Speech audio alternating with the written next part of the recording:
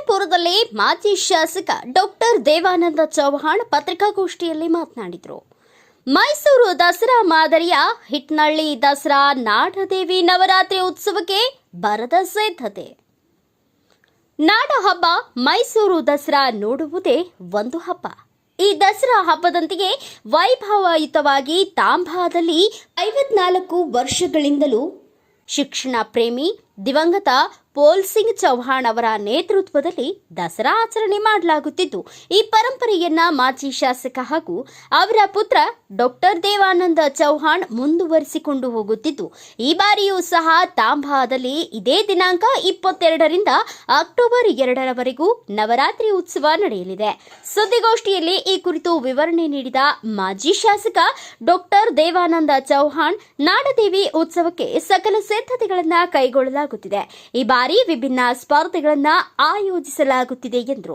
ನಾಡದೇವಿಯ ಉತ್ಸವ ಮೂರ್ತಿಯ ಭವ್ಯ ಮೆರವಣಿಗೆ ನಡೆಯಲಿದ್ದು, 2001 ಮಹಿಳೆಯರು ಪೂರ್ಣ ಕುಂಭ ಹೊತ್ತು ಮೆರವಣಿಗೆಯಲ್ಲಿ ಭಾಗಿಯಾಗಲಿದ್ದಾರೆ.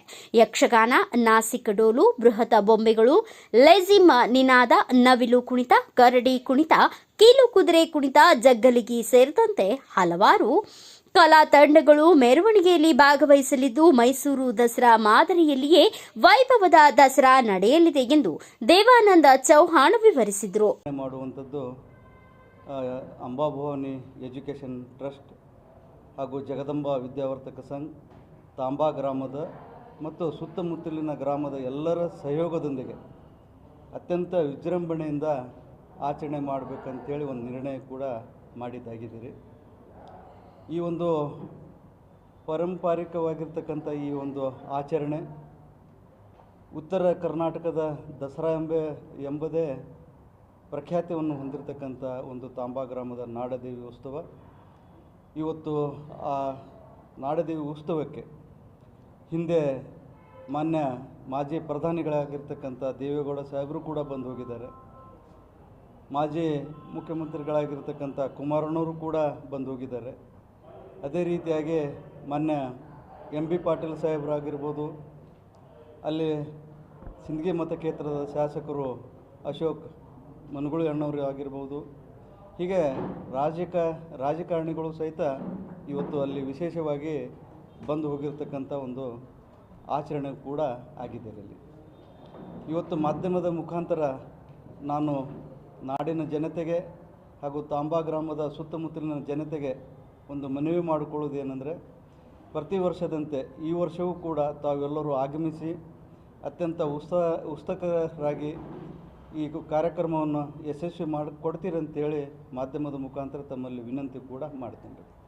ಆನಂತರ ಆ ಜಾತ್ರಾ ಒಂದು ವಿಶೇಷತೆ ಇವತ್ತು ನಾಡಿನಲ್ಲಿ ಇವತ್ತು ಜಾನಪದ ಕಲೆ ಆಗಿರ್ಬೋದು, ಇವತ್ತು ಕ್ರೀಡೆಗಳು ಆಗಿರ್ಬೋದು, ಇವತ್ತು ನಶಿಸಿ ಹೋಗುವಂಥ ಪರಿಸ್ಥಿತಿಯಲ್ಲಿ ಇದ್ದರೂ ಕೂಡ ನಾವು ಗ್ರಾಮೀಣ ಮಟ್ಟದ ಒಂದು ಸೊಬಗನ್ನು ಜಾನಪದ ಕಲೆ ಮುಖಾಂತರ ಮತ್ತು ಗ್ರಾಮೀಣ ಕ್ರೀಡೆಗಳ ಮುಖಾಂತರ ಹಾಗೂ ಜನತೆಗೆ ಒಂದು ಉಳಿವಿನ ಅಂಚಿನಲ್ಲಿ ಇರತಕ್ಕಂಥ ಒಂದು ತಮ್ಮ ಜಾನಪದ ಕಲೆಗಳನ್ನು ಕೂಡ ಅಲ್ಲಿ ರಕ್ಷಿಸಿ ಪೋಷಿಸುವಂಥದ್ದು ಕೆಲಸ ಕೂಡ ಇವತ್ತು ನಾವು ಮಾಡ್ತಾಯಿದ್ದೀವಿ. ಇದು 22ನೇ ತಾರೀಕಿನಿಂದ 2ನೇ ತಾರೀಕಿನವರೆಗೆ 11 ದಿವಸ ಕೂಡ ಅತ್ಯಂತ ವಿಜೃಂಭಣೆಯಿಂದ ಆಚರಣೆ ಮಾಡುತ್ತಾ ಬಂದಿದ್ದೇವೆ ರೀ. ಇಲ್ಲಿ ಈ ಒಂದು ಕಾರ್ಯಕ್ರಮಕ್ಕೆ ಮಾನ್ಯ ಜಿಲ್ಲಾ ಉಸ್ತುವಾರಿಗಳು ಹಾಗೂ ಕರ್ನಾಟಕ ಘನ ಸರ್ಕಾರದ ಮಂತ್ರಿಗಳಾಗಿರ್ತಕ್ಕಂಥ ಮಾನ್ಯ ಎಂ ಬಿ ಪಾಟೀಲ್ ಸಾಹೇಬರು ಕೂಡ ಬರ್ತಾ ಇದ್ದಾರೆ ರೀ. ಅದೇ ರೀತಿಯಾಗಿ ಮಾನ್ಯ ಸಿಂದಗಿ ಮತಕ್ಷೇತ್ರದ ಶಾಸಕರಾಗಿರ್ತಕ್ಕಂಥ ಅಶೋಕ್ ಮನಗುಳಿ ಅಣ್ಣವರು ಕೂಡ ಬರ್ತಾ ಇದ್ದಾರೆ ರೀ. ಇಂಡಿ ಮತಕ್ಷೇತ್ರದ ಶಾಸಕರಾಗಿರ್ತಕ್ಕಂಥ ಮಾನ್ಯ ಯಶವಂತರಾಯಗೌಡ ಪಾಟೀಲ್ ಅವರು ಕೂಡ ಬರ್ತಾ ಇದ್ದಾರೆ. ವಿಶೇಷತೆ ಅಂದರೆ ಹೊಸಪೇಟೆಯಿಂದ ಎಲ್ಲಿರ್ತಕ್ಕಂಥ ಭೀಮಾ ನಾಯ್ಕ ಸಾಹೇಬರು ಕೂಡ ಈ ಒಂದು ಕಾರ್ಯಕ್ರಮಕ್ಕೆ ಹೊಸಪೇಟೆಯಿಂದ ಬರ್ತಾ ಇರೋದು ವಿಶೇಷತೆ.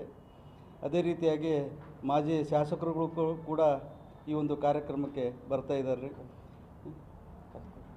ಹಾಗೆ ಕೊಂತಕೂರು ಸಾಹೇಬರು ಕೂಡ MLA ಸಾಹೇಬರು ಕೂಡ ಬರ್ತಾ ಇದ್ದಾರೆ. ಹೀಗೆ ಎಲ್ಲ ಗಣ್ಯರ ಒಂದು ಸಮ್ಮುಖದಲ್ಲಿ ಇವತ್ತು ತಾಂಬಾ ನಾಡದೇವಿ ಉತ್ಸವವನ್ನು ಅತ್ಯಂತ ವಿಜೃಂಭಣೆಯಿಂದ ನಾವು ಆಚರಣೆ ಮಾಡ್ತಾ ಇದ್ದೀವಿ. ದಯಮಾಡಿ